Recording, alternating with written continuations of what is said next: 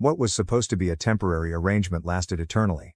I could only visit them every other weekend, and that wasn't assured. My father was sometimes too busy at work, and other times they simply did not make an effort to visit.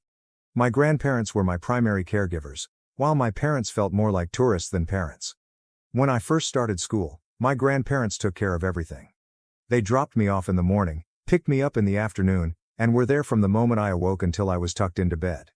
They made sure I got my school materials, assisted me with my homework, and kept me healthy. In contrast, my parents never checked on me. They didn't care if I went to school every day or how well I did academically. If I was sick, my grandparents would look after me. My grandparents seemed to have taken on all of my parents' obligations.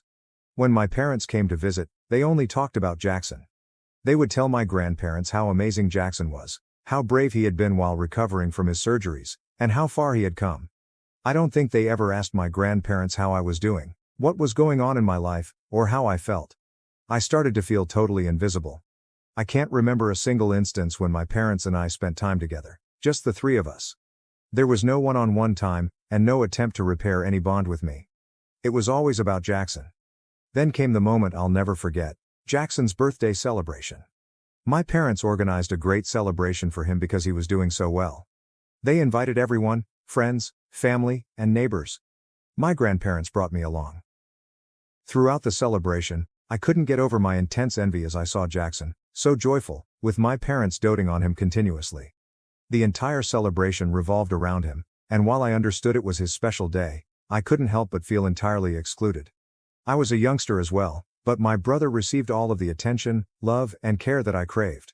I'm not sure when or how, but the strong feelings of witnessing my parents around my younger brother surfaced.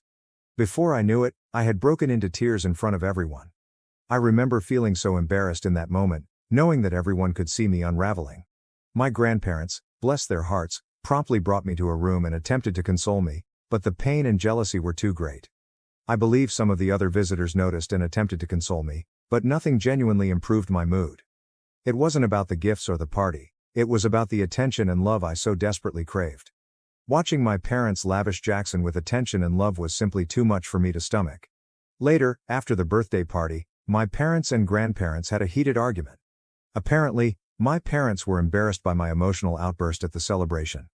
They thought it was foolish of me to cry in front of everyone, and they believed my actions had drawn unwanted attention to them. It wasn't simply that I was irritated, it had caused others to doubt my living circumstances. Guests began to question why I wasn't at home with my parents, why I was being raised by my grandparents, and if my parents were abandoning me. My parents were unhappy with the scrutiny and blamed me for forcing them to explain themselves.